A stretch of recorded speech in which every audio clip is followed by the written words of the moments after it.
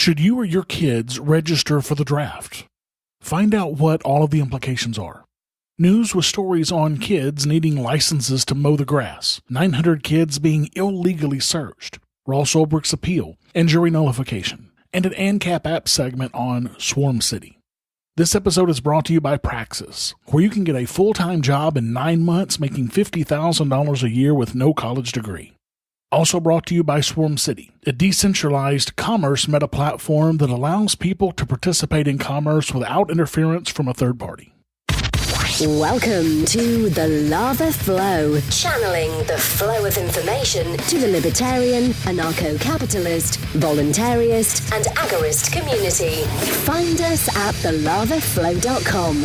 Here's your host, Roger Paxton.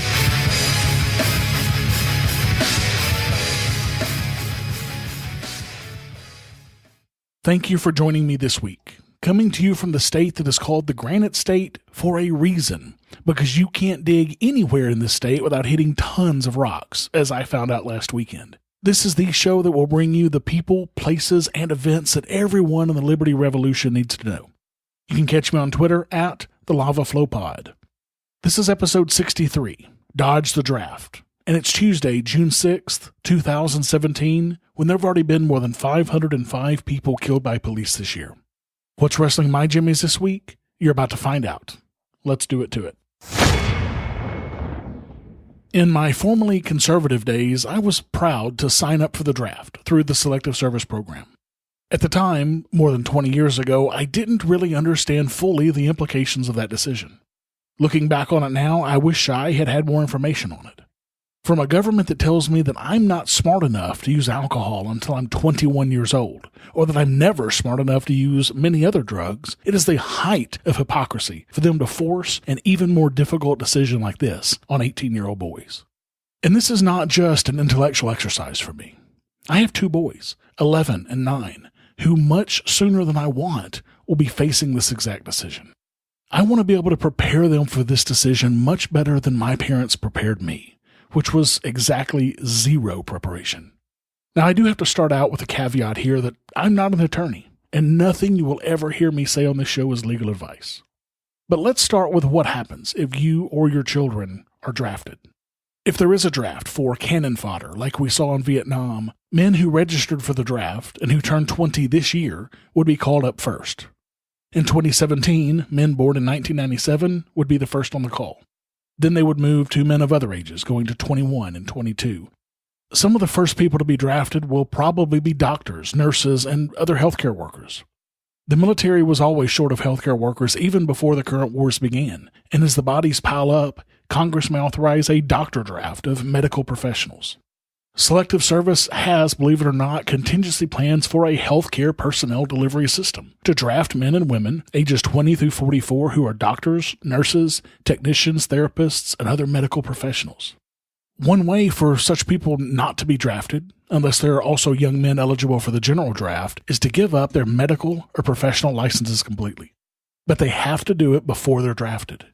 Unless you're already thinking about a career change, then that's not much of a choice. For more on the health workers draft, see www.medicaldraft.info. Now, if you do get drafted, you'll get a letter giving you 10 days to report to a pre-induction medical exam. If you show up, pass the physical, and submit to induction, then they'll put you on a bus to basic training that very day. And if the Vietnam War draft is any guide, the odds favor people who resist. Most of the people who resisted illegally, especially those who never registered, were never caught. They were drafted, they didn't go to prison, and they were never even charged in court. Even of the 210,000 men who were formally accused of violating the draft laws, only 4,000 ever went to prison. Another 5,000 got probation, and 41,000 avoided prosecution by submitting to induction. The rest, more than 75%, were either never caught, never went to trial, won in court, or flunked their induction physical. So if there is a draft, you're generally going to be much better off if you refuse to register in the first place. But there are serious implications for not signing up for the draft. The maximum penalty for failing to register with Selective Service is a $250,000 fine and up to 5 years in prison, although such harsh treatment is unheard of for draft resistors. Failure to register will also cause ineligibility for a number of federal and state benefits, including federal jobs, student aid, federal job training, state jobs, and state training. Plus, most states have added additional penalties for those who fail to register with Selective Service, including many states not allowing you to get a driver's license unless you signed up. Thankfully, New Hampshire does not have that restriction. Most of these are not much of an issue for us. My boys will never need to receive federal jobs or student aid or job training. The big issue is if they have to spend time in prison, and that's a big risk. Now, I happen to be friends with a man who spent more time in prison than any other draft resistor since the Vietnam War. And we have something in common. He's a former chairman of the Libertarian Party of Arkansas, like I am. Paul Jacobs spent 5.5 months in federal prison in 1985 for refusing to sign up for the Selective Service.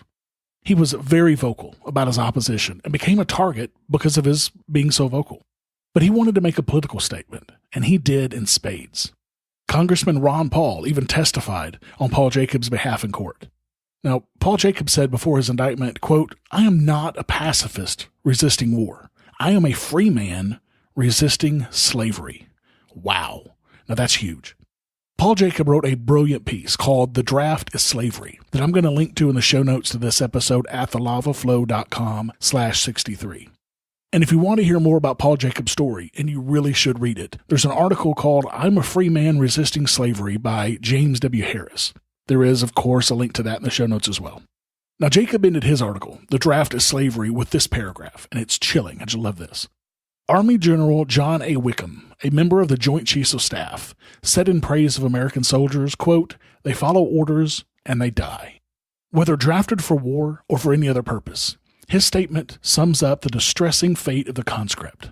When human beings lose the power to decide the destiny of their own lives, when they are relegated from pursuing their own happiness to merely following orders, then they do die. If the death is not a permanent physical one, it is certainly a death of the human spirit, a death of the soul. Wow.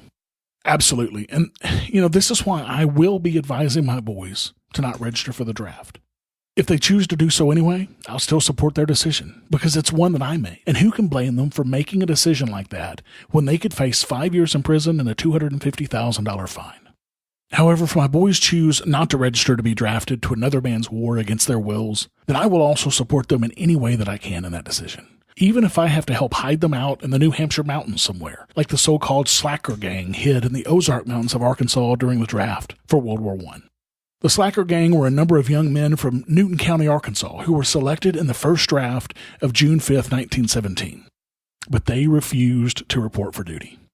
Given the rugged terrain and close-knit, interrelated community in the region, it's unlikely that the sheriff would have been able to assemble a nearby posse and then apprehend the resistors anyway, all of who had reputations as snipers without considerable bloodshed. 4 U.S. Marshals, several special investigators, and an Army colonel visited Cecil Cove in Arkansas but were unable to coerce the so-called slackers peacefully or by the threat of force. One deputy even declared it would be, quote, "nothing short of suicide" to attempt to capture the Slacker Gang. Now, hopefully it won't come to that for my boys, and they can live their lives in peace. That's all I ever want for them. And I'm taking every step I can to help them with this, if they so choose. Homeschooling is a big help, since the government most likely will get your kids' addresses from their schools. Another thing that helps is that compliance rates for signing up for the draft keep dropping, which will create even more statistical noise that will help protect my boys if they decide not to sign up. As of 2015, the draft compliance was about 88%, from a high of 97.7% in 1991, just 3 years before I registered. There's one more option that's very difficult to achieve, but may be worth a shot. You could register as a conscientious objector. Since there's really no legal way to do this when you actually sign the document, the Center on Conscience and War recommends that you write that you are opposed to participation in war in any form on the face of the card before mailing it, and make sure you get a copy of it as well. This is a risk because you can't really legally file as a conscientious objector until you've been drafted. And that's a difficult process to win, especially in wartime when the military needs cannon fodder.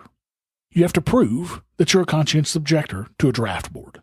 The Center on Conscience and War has very detailed information on this if it's a route that you want to pursue. You run the risk here of being denied that status and being forced into war anyway, which is a big risk to take, but it can keep you out of legal trouble if there is no draft. Of course, I've linked to the information from the Center on Conscience and War in the show notes to this episode. If you're considering this for your children, or you just want to research it more, I highly, highly recommend spending a ton of time researching it heavily, so you understand all of the ramifications and implications for whatever route you choose. As my children get older, I plan to spend time with them talking about this so we can decide what's best for them. There's no substitute for researching your opinions and being knowledgeable about the process. And if you have any stories about resisting the Selective Service, please let me know. I'd love to hear it. Have you subscribed to the Lava Flow on iTunes or any mobile device yet? Then what's wrong with you? Go to thelavaflow.com/subscribe so you don't miss a minute of the show. And while you're subscribing, make sure to leave me a 5-star rating and review the show to help others find our podcast. thelavaflow.com/subscribe. What's in the news? The news you need to know from a libertarian perspective. In barriers to work news, Gardendale, Alabama is now requiring kids in the town to pay $110 to buy a business license if they want to make a few extra bucks over the summer mowing lawns. Teenagers have actually been threatened by officials and other lawn services to show their city-issued license before cutting a person's lawn for extra summer cash. Since the going rate for cutting a lawn in Gardendale is $20 to $30 per lawn, a teenager would have to mow about 5 lawns just to pay for the government permission to mow lawns, if it pleases the Crown. Elton Campbell, the grandmother of one of the affected teens, told a local television station, quote, "One of the men that cut several yards made a remark to one of our neighbors that if he saw her cutting grass again, that he was going to call Gardendale because she didn't have a business license." So here we have someone literally using the force of government to cut down on his competition. Instead of lowering his prices, providing a better service, or finding some other way to outcompete his competition, this asshat sicks men with guns on kids to do his dirty work for him. Fuck that guy in the neck. This is the definition of crony capitalism, and this man should be ashamed of himself. But I imagine he's a statist who thinks he's just doing the right thing for his community. In other state versus kids news, in Worth County, Georgia, violated children and furious parents have filed a massive lawsuit after the Worth County Sheriff's Office conducted an illegal search of 900 students in the name of the war on drugs. An Atlanta attorney is now representing multiple students who were subjected to invasive and outright horrifying body searches during a mass and warrantless search for drugs at a South Georgia high school. Attorney Mark Begnaud, who filed the class action lawsuit calling out the sheriff for conducting 900 illegal suspicionless searches, said, quote, "This was a textbook definition of overreach. They pulled 900 students out of class. They did full, hands-on body searches of these kids." On April 14th, when the students of Worth County High School returned from spring break, they arrived at school to find a police state had pretty much taken over. The sheriff and his deputies, with no probable cause, detained and illegally searched every single child in the school, all 900 of them. More than 40 cops from 5 other law enforcement agencies participated in this raid. According to the complaint, quote, "Defendant searches of students were intrusive, performed in an aggressive manner, and done in full view of other students. For example, deputies ordered students to stand facing the wall with their hands and legs spread wide apart. Deputies touched and manipulated students' breasts and genitals. Deputies inserted fingers inside girls' bras and pulled up girls' bras, touching and partially exposing their bare breasts. Deputies touched girls' underwear by placing hands inside the waistbands of their pants or reaching up their dresses. Deputies touched girls' vaginal areas through their underwear. Deputies cupped or groped boys' genitals and touched their buttocks through their pants. Defendants had no warrant or other authority to perform a mass search on hundreds of public school children. And what did this massive, illegal, and borderline rape search yield? Not a single bit of contraband. Not one goddamned piece. And no one is surprised by this, of course, because Sylvester Police Department did a search at this very school on March 17th, just a few weeks before this, and found no drugs. But Sheriff Jeff Hobby told reporters that he didn't think that search was thorough enough, so he decided to do his own. Naturally, Hobby is standing by this rights violation on a massive scale, noting that as long as school administrators were present, the search of the children was legal. Bullshit. Apparently, in this sheriff's mind, school administrators can just take the constitutional rights of children in favor of unlawful police searches whenever they want. Think Rothbard, my kids don't go to government indoctrination centers, because if a cop had touched my kid like that, there is no telling what I'd do to that motherfucker. There has not been a single charge brought against this department or any of the officers involved. Of course. And there likely never will be, because cops have special privileges that the rest of us don't have, and they can always hide behind their badge. Look, guys, I'm sure you know that student loan debt is at a collective $1.4 trillion, with 25% of graduates still struggling to find meaningful employment. Instead of being a statistic, you can choose to live life on your own terms and join the intellectually stimulating collaborative community of Praxis. While getting a paid apprenticeship with a dynamic growing company, Praxis participants receive intensive professional development that they describe as freedom, empowerment, creativity, progress, achievement, inspiring, and challenging that leads directly to a full-time job. To learn more about how you could ignite your future with this fire-starting collaborative community of Praxis, go to discoverpraxis.com/lava. And don't forget, if you give them your email address, you get a free 20-minute video that is well worth watching for anybody of any age.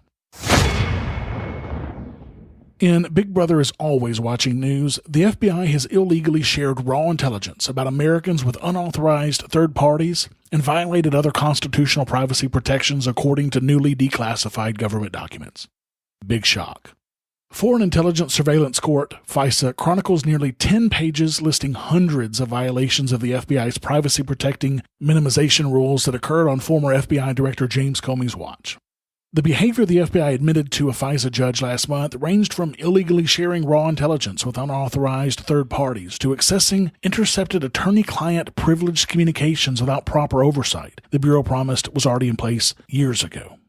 The FBI was forced to admit that its agents and analysts shared espionage data with prohibited third parties, ranging from a federal contractor to a private entity that did not have the legal right to see the intelligence.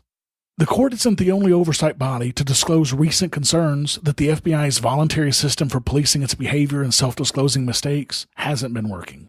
The Justice Department's Inspector General's office declassified a report just 2 years ago that reveals the internal watchdog had concerns as early as 2012 that the FBI was submitting deficient reports, indicating it had a clean record complying with spy data gathered on Americans without a warrant. The FBI said it's trying to resolve the deficiencies with the aggressive training of agents. That admission of inadequate training directly undercut Comey's testimony earlier this month when questioned by Senator Dianne Feinstein of California. Comey said, quote, "Nobody gets to see FISA information of any kind unless they've had the appropriate training and have the appropriate oversight." Well, we knew that was bullshit when he said it. Now, this is a huge concern when you have agencies who are not supposed to be targeting Americans but are anyway, like the NSA, sharing their intelligence with agencies that are not allowed to spy on Americans at all, like the FBI, of course without a warrant, who then turn around and share that data with whoever they choose. If you honestly think that the government doesn't know everything that they want to know about you by now, then they're either naive or foolish. Of course they know, and they will know more and more as we go along. The only thing we can do is try to be as secure in our communications as possible, even when doing the most innocuous things. I use Wire and Signal, for example, for the vast majority of my communications because they are end-to-end encrypted. I don't do this because I have any secrets to hide.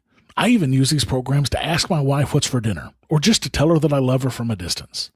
These programs give me some privacy, and every time I use one, it creates more noise out there that the NSA and FBI can't access, which I know drives them batshit crazy. Want to help me drive them crazy too? Go to app.wire.com and send me a message to @RogerPaxton, that's Roger with a D, even if it's just to say hi or just to ask me what's for dinner. In Ross Ulbricht news, the Court of Appeals for the Second Circuit upheld the conviction and sentencing of Ross Ulbricht for life without parole based on crimes associated with launching and operating the Silk Road website, a site where people could buy and sell items anonymously, including illegal drugs. Reason.com has an incredibly detailed and well-written report on the appeal and the justification of denying the appeal by the judge. I highly recommend you check that out. It's much larger in scope than I can get to on this show, and of course the link is in the show notes. Ulbricht's mother, Lynn, who has been a consistent public voice for her son's case, says in a blog post at freeross.org that, quote, "The Sentencing Reform Act of 1984 says a judge should impose a sentence that is sufficient but not greater than necessary. How is a double life sentence plus 40 years by any stretch necessary? Even if everything Ross has been accused of is true, which we steadfastly do not believe, a life sentence is draconian and unnecessary. We will not stop fighting. Lynn, that's exactly right. And people like me won't stop fighting right alongside with you. But what specific form that further fight for Ulbricht's liberty will take is unknown at posting time. But Lynn Ulbricht said in an email just a couple of days ago, quote, "I expect that Ross will appeal this ruling. I don't see this decision as the end. I sure hope so." Now, I'm going to get to spend time with Lynn in a couple of weeks at PorkFest. I imagine she'll give all of us an update on the case and where it's going to go from here at that time, and, I'll try to let you guys know what she had to say. I am heartbroken for Ross and his family, and I wish them all the best. This episode of the Lava Flow podcast is brought to you by Swarm City. Swarm City is a decentralized commerce meta platform. What it does is it allows people to participate in commerce, to communicate and transact without interference from a third party. To give you an example, platforms like Amazon and Uber give global users a safe place to conduct business, but they're centrally organized. And as we all know, central organization is never the most efficient. So these platforms extract a lot of value from the transacting parties, sometimes greater than 25% of each transaction. Swarm City solves this issue by letting people organize, communicate, and transact in a decentralized way. Would you like more info? Stay updated via the Swarm City Facebook page or join the community on Slack. You can find the link for both of those at the bottom of the website, swarm.city. Again, that's swarm.city. In low-information jurors news, jurors in Mecosta County, Michigan have convicted a man for telling potential jurors that they don't have to convict people. In 2015, Keith Wood stood outside a district courthouse in Big Rapids handing out pamphlets to passerby. The literature explained the concept of jury nullification, which we've talked about on this show, and that's the idea that jurors have the right to refuse to convict people of breaking laws that they believe are unjust laws. Wood and his lawyer contend that distributing these pamphlets is protected free speech, of course. Prosecutors disagreed. Wood was convicted Thursday of attempting to influence a jury, a misdemeanor charge that could lead to a sentence of up to a year in jail. Prosecutors argued that the very nature of such flyers taints a jury pool. As Mecosta County Assistant Prosecutor Nathan Holt told the jury, quote, "This pamphlet from beginning to end is designed to benefit a criminal defendant." Let that argument sink in for just a moment. It is illegal to inform and educate jurors because it may benefit a criminal defendant. What the actual fuck? I guarantee you that if this pamphlet benefited the state or the prosecution, they would be paying people to hand them out in front of courthouses instead of prosecuting them. As Reason.com said, quote, "Sadly, the jury took less than an hour of deliberation to convict Wood. But perhaps we shouldn't be surprised. The judge apparently prevented Wood's lawyer from offering any sort of First Amendment-based defenses. Because of the judge's behavior, Wood's jury received only limited information, a practice, interestingly enough, that the nullification pamphlets warn about. If only someone had been handing them out when they were seating Wood's jury. Wood's lawyer says they'll appeal the verdict, and they should." And in some Lava Flow news, the winner of my latest contest for 2 free PorkFest tickets was Sarah in Louisiana. Congratulations, Sarah, and I cannot wait to see you at PorkFest. Make sure to find me. Exercise your free market muscles by going to thelavaflow.com/support and giving a per episode donation of as little as $1 an episode, or use Bitcoin. Get exclusive content, rewards, and help the Lava Flow become fiscally neutral while providing you more content. thelavaflow.com/support.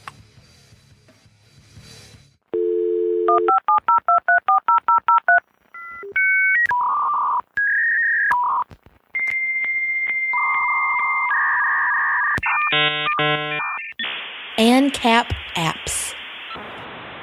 Do I have an interesting treat for you guys today, and I'm excited about this. If you've been listening to me for a while, you know that I've talked about Arcade City quite a lot in the past, and not in a good way. I loved the original concept behind Arcade City, but I had massive issues with the implementation by Christopher David. My first ANCAP app segment on Arcade City was way back in March of last year, where I was talking about the very beginnings of the great idea and how excited I was for it. You can listen to that episode at thelavaflow.com/33. Then in September of last year, when things started looking really bad for the implementation of Arcade City, I did a Jimmie's called The Gamification of Arcade City. And that's when I really tore into Arcade City, and you can get that one by going to thelavaflow.com/45. I followed that one up just a few weeks later in November with Arcade City 2.0, where I talked about the huge changes in Arcade City when Christopher David stepped down and left the operations of Arcade City to the development team that was becoming involved in the project.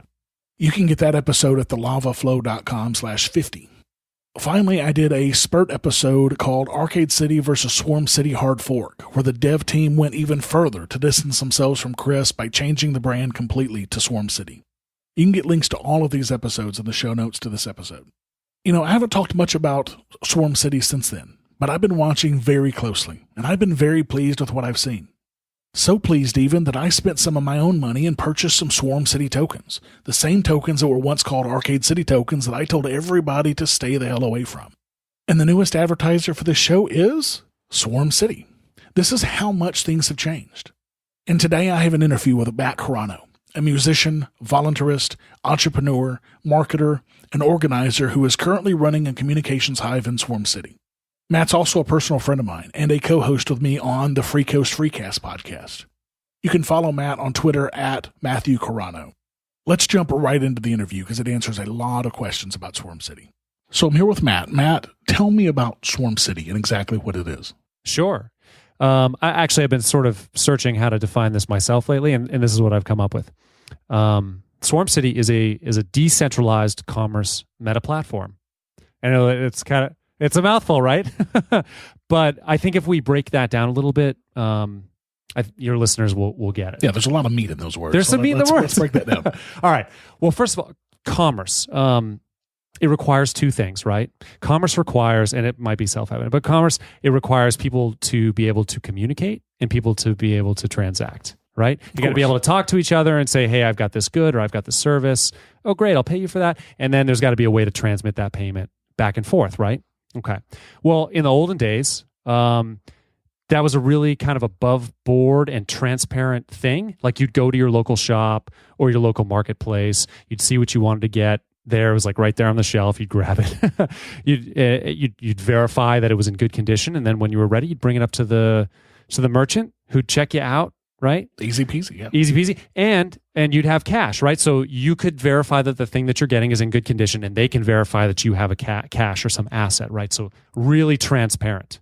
But as I've been saying lately, like it's sort of a beautiful thing, but it's a tough thing because if it's the only marketplace in your area, you're limited to the goods that they have, right? And you're also limited price-wise what it's going to cost. Like there's no real competition, right? And then it's also tough from a merchant standpoint. Like if you're the only if your town only has X amount of people, the only way for you to make more money is if you go to a bigger town, right? But the cool thing was, as everybody knows, like the internet happened and it gave us the ability to transact worldwide, which is completely awesome, right? Because no longer are we bound by our locale or how far we can drive or walk. It's like we can transact with people across the world. Right. Very easily. Yeah. Very easily. So that's good because pricing can go down because there's competition worldwide, and selection obviously is huge. And customer base for and shops customer base for shops. Yeah, right. Absolutely. So it's like a win-win. It's 7 billion people now. Right. Or at least whoever can access the internet. But you can probably guess what the problem with that situation is. The transparency is no longer there, right? You're no longer in the same location where you can verify what they have, and they can't verify your cash. Unless you're going through a third party like PayPal or something like that, right? You just hit the nail right on the head. Yeah. So in order to combat that, all these third parties popped up, right? PayPal definitely, like if you were just going to, like if you emailed someone and say, hey, I'd like to buy that from you, or if, saw something on Craigslist or whatever. Or eBay, yeah. But eBay or Amazon or even Uber, these big companies came in and got involved because they're like, listen, we'll provide a safe place as a virtual place, but we'll provide a safe place for you guys to transact. And that's wonderful too, because once again, now, we've got the selection of the world, but we're also safe. Like they're verifying that we have our payments, our money is the bank, and they're verifying that the people have what they say they are and that they've got good reputation, right? But there's two problems with that. The first problem is that they're a central authority, and as people listening to the show probably get, that central authorities are not the most efficient way to organize, right? Because they can't be everywhere. they just can't be everywhere. They can't verify everybody without putting in a lot of money into infrastructure, building sites and payment processing and all this stuff. Hiring a lot of staff and carrying a lot of staff, sure. Right? The administrative aspect is so high that Amazon takes somewhere between, it can be as high as 10 or 12 or 13% from every transaction Amazon will take. And then from like a service provider like Uber, they'll take 25% or more from that transaction. So that's a lot of administrative burden. And if you think about it, they're providing an awesome service, yes, but they're taking a lot of value from the people who are actually creating the value. If the buyers and sellers weren't there in the first place, there'd be no value. There'd be no value right. there, right? Right. So that's the first problem. But the second problem is actually the one that I find more inspiring, and that is the philosophical problem. And that's whenever there's a third party in between a transaction, in between two people, that third party always has the power to say no to the transaction. Right. Right? Like, you can have two people who are totally into a deal. They think it's win-win. And then your wife comes around. And then your wife, no, but if, right. Of course. But also if Amazon can say no. Sure. Right. And so from a power perspective, that's a lot of power to grant a third party. It is. And, that goes into, for example, my relationship with my doctor. Now, the government is so heavily involved in that. And, of course, the government can change and say whatever they want to. They can, again, say no. They can say no. So, right. I what medical treatments you can have. Exactly. Yeah. So those two things I think are really important. And that's what Swarm City solves. Swarm City creates a way for people to communicate and transact or do commerce in a completely decentralized way, meaning there's no third-party involvement. Swarm City isn't a third party. Nobody is. And it's a meta platform because of the way that it's coded. It allows other platforms to build on top of it. So you could build Amazon on top of Swarm City. You could build Uber on top of Swarm City. Does that make sense? So it's a foundation. Essentially, I mean, it's the base, it's the platform that you can then do what you want to with. Yeah, that's why I call it a meta platform, right. Is because it's a platform for platforms. Right, and it's completely decentralized, meaning that there's no one body that's controlling anything once it's out there in the wild. That's exactly right. And that brings up a good point because obviously Swarm City came out from what started off as Arcade City. That's right, with Chris David. Yep. And as listeners to the show know, I was pretty critical of Arcade City for quite some time and the way that Chris David handled things. So how is this different from Arcade City? How did that kind of split off? And is Chris David involved in Swarm City at all? No, not at all.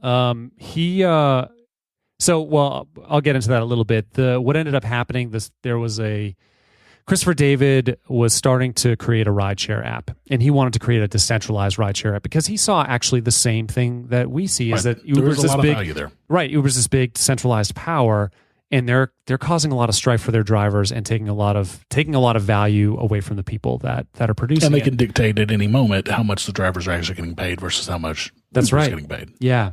So he saw that, which is all credit to him. So he set out he wanted to build a decentralized rideshare app. Well, of course, when he was doing that, the app that he was creating it wasn't that at all.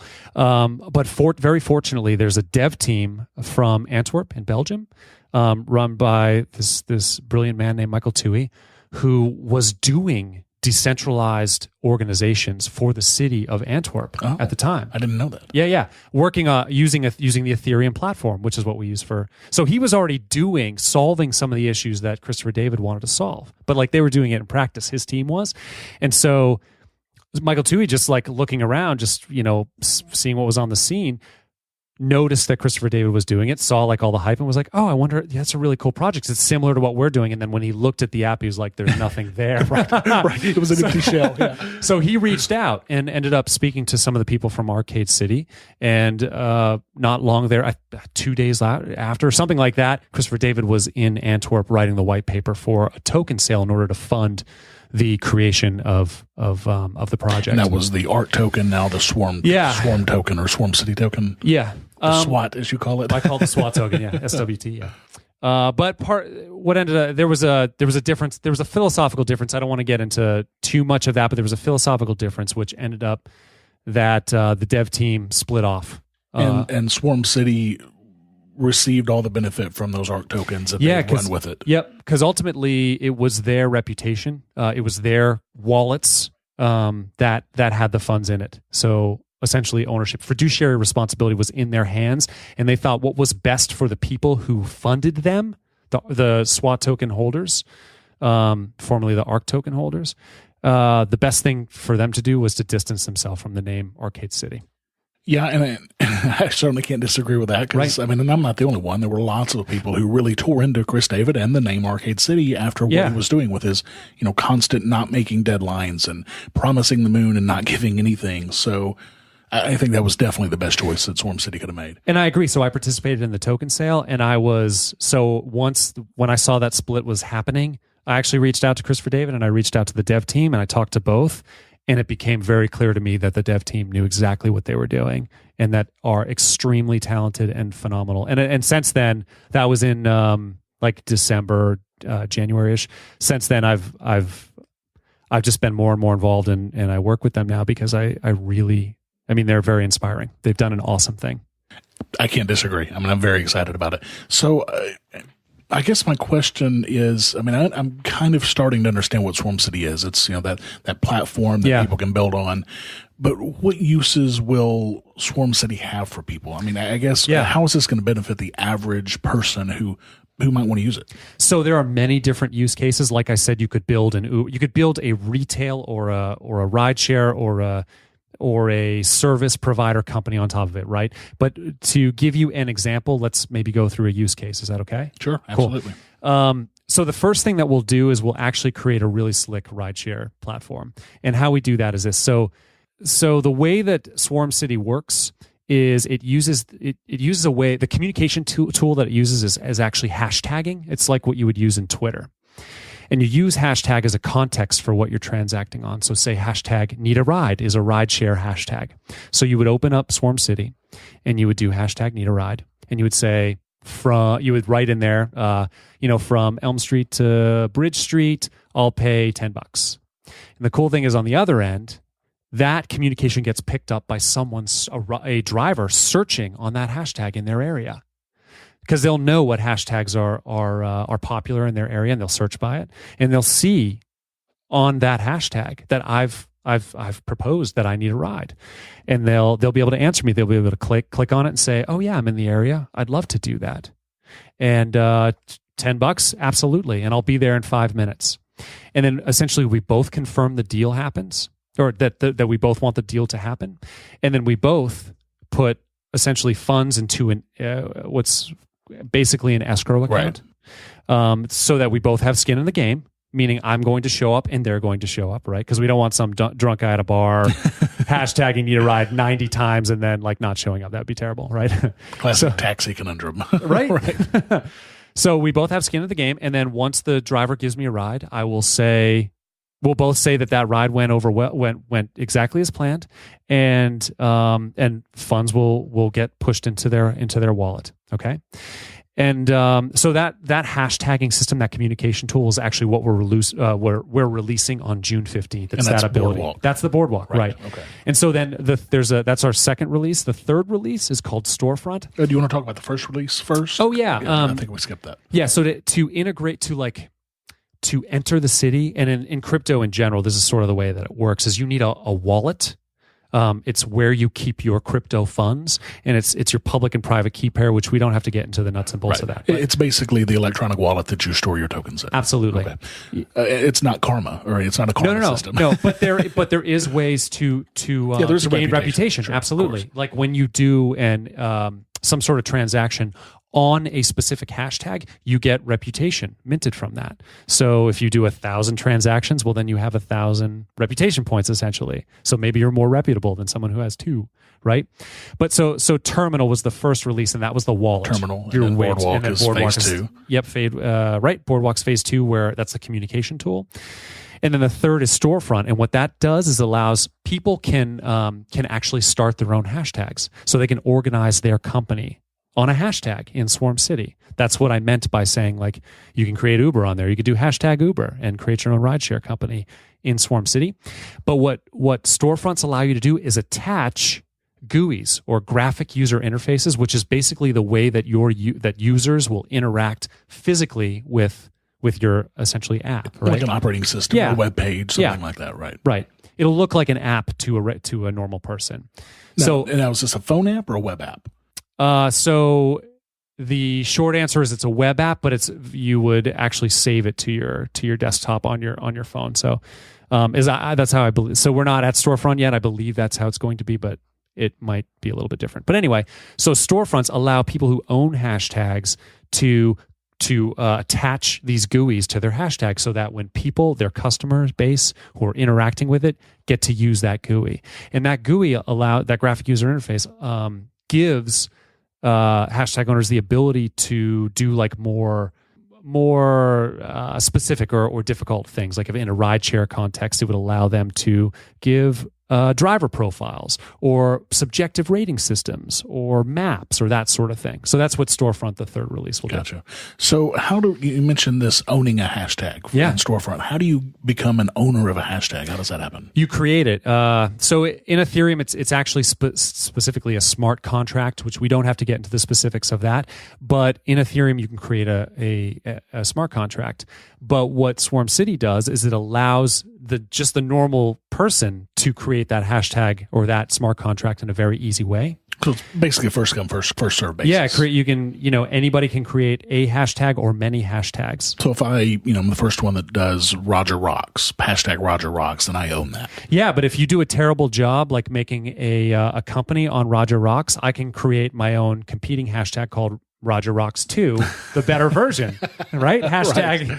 Right. And maybe I'll provide better service on that than you do, and people will use my hashtags instead of yours. Yeah, you'd make a much better Roger than I do, so it would work out great. But then the cool thing is that you as a hashtag owner charge a small per transaction fee, which incentivizes you, and it's a fixed fee, not a percentage.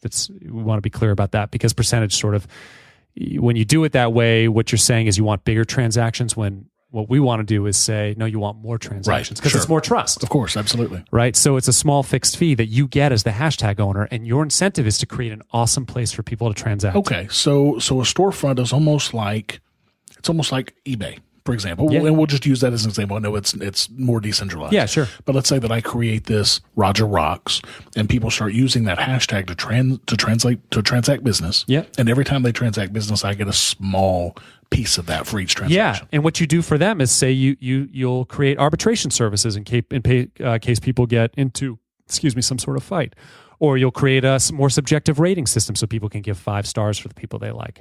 So if I wanted to do hashtag New Hampshire rideshare, let's just use that for example. Yep. Then anybody who uses that, if I make it worthwhile for them to come and start using that, then I start getting pieces of it. Yeah. That's fantastic. One extra level. Say you create that hashtag and you're like, you know what? Matt did a really awesome job promoting Swarm City in its infancy, and I'd really like Matt to do marketing for me as I do my hashtag. Well, you can do that by allocating a certain amount of that hashtag funds that you're receiving to me, like 10% of your hashtag funds to me, or to my marketing group, me and Chris, or like my marketing hive, right? So I could develop a whole team. Absolutely. And pay them percentages of each transaction. Who all have incentive to do the right thing on this hashtag, to provide an awesome service on this hashtag. Wow. Right? Wow. I mean, okay, it's finally starting to click. I mean, this is really clicking in. I love this. That's why I'm so passionate about it. Absolutely. It's cool. I can definitely see that. How do people communicate to each other what hashtags they're going to use? So, for example, if I'm looking for a ride in New Hampshire and I don't know that hashtag New Hampshire ride service is out there, how do I know what hashtags to use? Is there a way to search for the hashtags? How do I do that? So I don't know the absolute answer to that, because we're not quite there at this point. The first thing, so the way the dev team works is they model for everybody else. So they're going to model the first hashtag, which is Pioneer. Okay. And then they'll model the first storefront, and then everybody else can create their own storefronts or hashtags, right? But the way that I think it could happen is you could get a list using your geolocation on your phone. You could get a list of popular hashtags in your area. So that's one way. Right. And I would assume that probably the service type or the rideshare type services will happen kind of first. It's like an easy use case to see the benefit. So probably, those types would come up quickly. But if not, then, you could advertise. And any different, like in the normal media chat or Sure. Twitter or Facebook or whatever. Right. Yeah. I mean, all those ways, just like you would advertise your company. What sort of services, and obviously I'm sure you've probably put a lot of thought in this, what sort of services do you see in the future existing on Swarm City? I honestly think that it's going to be Amazon. I honestly think that it's going to be Uber. I think it is going to be all of the big... I mean, you think that those major companies that exist now will migrate to Swarm City? Is that what you're saying? I'm saying if they're smart, they will, because it's going to be so much more efficient to organize that way than they're currently organizing. But if they don't, then something else will take its place that does those things just organized in Swarm City. I really think that that's the way, because it's just so much more cost effective to use a trustless blockchain than it is to organize the way they are, very centralized. Sure, absolutely. Yeah. After Storefront, what's the roadmap for Swarm City? Is there one, or are they pretty much done at that point and just going to just enjoy the profits from it? Yeah, so I don't know the answer to that question, but I do know that they can be a service provider. Just like I said, me as my marketing team or my marketing hive can be a service provider in Swarm City. So can they. Like what I said I think will happen does happen, and some company wants to be the next Amazon on Swarm City, but they're like, our retail storefront is a little bit more complicated. So what they could do is they could hire the dev team. The dev team, they're the ones who created the first one. They're probably the best at it. They could hire the dev team to build their storefront for them, right? So then they're just another service provider in Swarm City. And they could do that for a lot of things. Like, they could, we want this type of storefront, or we want this type of functionality, and we'll pay you a fee to do that. They could just be another service provider. So to create these storefronts for the average person, let's say that I wanted to create a storefront, how much coding knowledge am I going to have? Or is it going to be more like, I can go to WordPress and build a website kind of thing, where it's some maybe drag and drop type tools? How's that going to work out? My sense is the real hard part of this is actually the stuff that interacts with the blockchain. So that's all the things going through Boardwalk, all the smart contract stuff. But that storefronts are actually comparatively easy. Like, I'm not saying I could do it, but if you're a coder, if you're front end, it's all front end work. So it's HTML, CSS, which for I'm not a developer, but for developers, when I'm told, like my wife does that, I'm told that's not so bad. With Polymer 2, which is, I believe, just sort of, I don't want to bastardize what it is, but it's like taking web components and stuff. And I'm told it's really user friendly. So not hard at all. Shouldn't be. So it sounds almost like it could be very similar. Somebody could build a drag and drop kind of platform to build storefronts out of. Oh, yeah. That's true, too. I didn't even think about that. I was more thinking like developers could create like their suite of like, here's my rideshare type storefront, and then all these rideshare companies could use that, or any others. And here's my signature retail storefront or whatever. But you're right. Maybe there's some sort of like template thing that'll do it. Yeah. Doing something like this, doing something decentralized like this, it becomes a point where library is a good example. How is library going to monetize what they're doing? How does Swarm City monetize this? How does Swarm City stay relevant and monetized? We don't exist. I mean, that's the thing. Swarm City is not a part of any transaction. The different people, like I said, and me and my decentralized communication hive. I don't even say I'm the communications hive, because others could sprout out in Swarm City, but I could just play in the sandbox that is Swarm City and get paid by people who hire me to do services for them. But here's the thing: is like right now, the developers do have funds that they got during the token sale, right? Which is basically like any sort of funding in real world startup type funding, right? IPO type stuff, right? Yeah. It's just when they did it, people got tokens in return, which are like shares in the company, right? But they do have funds in the wallet to pay them to develop. But when that's gone, it's completely decentralized, because there's nobody with purse strings affecting what's happening anymore. It's just everything's market based. It's like what will benefit the market. So then Swarm City exists on the blockchain, and that's it. I mean, it's sitting out there on the blockchain. Where do these storefronts sit? I mean, obviously there's a GUI involved in these things. Can a GUI sit on a blockchain? Is that how this works? Or is there like a website set up that the GUI of the storefront is attached to the blockchain? I don't know all the technical answers to those questions because, frankly, like. So you're useless. Okay, I got you. I got you. No, we haven't. So like, I helped Michael write I helped Michael write like the boardwalk post, a few months ago, and I'm sure I'll do the same thing, kind of describing what storefront is. And then once we do that, I'll have like a better understanding. But the way that I think it could happen is people could even host the storefronts themselves. I think. If I'm wrong, then I'm sorry. Or I've heard that Ethereum is just this big giant computer. Computer, right? I've heard that Ethereum will start giving you the ability to have essentially URLs like .eth, and so maybe that plays into it. I'm not 100% sure, but there's it could almost be like a protocol, like library, like LBRY. The library protocol is an internet protocol, almost like HTTP, but it's the LBRY protocol. It could be something very similar to that. That'll be fascinating to see. Yeah.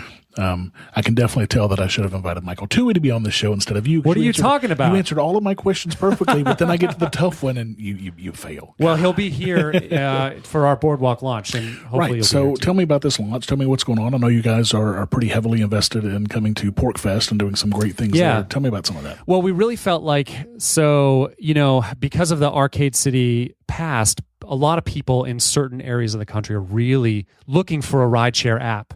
And there will be that, but this first release is really about the communication tool. Like, you can still do rideshare with it, but it's just not going to be as slick as the storefront will be, a few months down the line. So we wanted to come to a place and do the launch where we could have people who are early adopter type people, like FSP are early adopters, right? Sure. They'll try new things. I mean, they moved from all over the world. Well, I mean, that's why there's so much cryptocurrency is going on. And there's so much, right? Absolutely. Exactly. So people who would be willing to try it, even if there are some like kinks in it. And so we really think that this community will just like see the benefits and just have fun trying it out. We're doing our boardwalk release event in Portsmouth, New Hampshire. It will be a live stream though, so your audience can definitely tune in and see it. If you go to our Facebook page, which is just search for us on Swarm City on Facebook. You'll be able to watch that too if you're from around the country. But it's going to be this whole live stream, ridiculous, fun thing. And when is that going to be? June 15th. And that's going to be here in Portsmouth at the Praxium. Correct. I understand. Yeah. Right. So, and then after that, what do you guys have going on at PorcFest? What's the deal with that? So I think what we're going to do is actually really try to spark some commerce there. And we've only just begun to talk through the details of it, but I think it's going to be really cool how we'll do it. It's going to be a lot of fun. And then Michael Toohey will speak as well. So Michael's going to be there. Yeah. Okay. A lot of us will be there. Great. So he'll speak and he's a system architect, so it's his sort of brainchild. Is he speaking at the main pavilion? Yeah. Great. Good. I'll get to meet him finally because Jess and I, of course, are running the main pavilion. Yeah. So I'll get to meet him. I'm excited great. about that. Great. Yeah. Is there anything else in Swarm City that we might have missed, we might have not have talked about, that we didn't touch on, that you think that we should hear about? Only that if you're interested in getting involved or learning more, you could totally join us on our Slack. That's really where. I hate Slack. Do you really? God, I hate it. I just started it when I started doing the Swarm City thing, and I like it a lot more now. And I guess that's just because I haven't used it much. We started using it for some planning stuff that I was doing at the Free State Project, and I hated it. So maybe I should get back into it. Yeah. Well, anyway, so do you mind if I give you the invite in your show notes? Please. I'll do that. Absolutely. Or you could follow us on. Excuse me. You could follow us on Twitter. What's the Twitter handle? Because there's several. There's a support one. I know. Yeah. It's at Swarm City DAP. Okay. Yeah. DAP for decentralized autonomous. Well, decentralized app application. I think is what it is. Gotcha. Yeah. Very cool. Very cool. So, Matt, thank you so much for joining us. My pleasure. Thanks for having me. Thank you for Swarm City being a new sponsor for the Lava Flow. I really appreciate that very much. You got it. Looking forward to seeing this happen. And, just for full disclosure, I actually own quite a bit of SWT SWAT tokens. Do? Yes. So I've actually bought into this after all the whole Chris David Arcade City thing gave me a bad taste. I've been watching what's going on in Swarm City. I'm very excited about it. So I'm fairly heavily invested in it. So I'm hoping this works out well. Don't let me down. Listen, I'm going to do my damnedest. I'll say that right now. Matt, thanks so much for joining me. Thanks, Raj. I want to thank Matt for coming on, and I want to thank Swarm City for being a sponsor of the Lava Flow, even after I have lambasted a lot of the things that happened leading up to Swarm City. You can follow Swarm City on Twitter at SwarmCityDApp. And you can get involved on Slack at swarm-slack-invite.herokuapp.com. And yeah, that address is a pain in the ass. So I made it a little bit easier for you, and you can also get it by going to thelavaflow.com/swarmcity. And that'll take you directly to the invite for Slack. Now that I'm financially invested in this, I'm going to keep a much closer eye on them going forward as well. So you'll definitely be hearing updates from me. As always, I need to thank my favorite landlord, Jessica, for her help with the show. For the show notes to this episode, where I put links and other information that's been on the show, go to thelavaflow.com/63.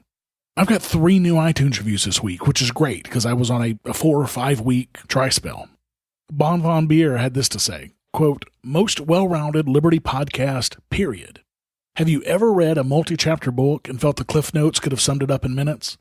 That's what Roger Paxton manages to do each and every episode. Clear, concise, and to the point. I look forward to it each and every time." Cliff Notes?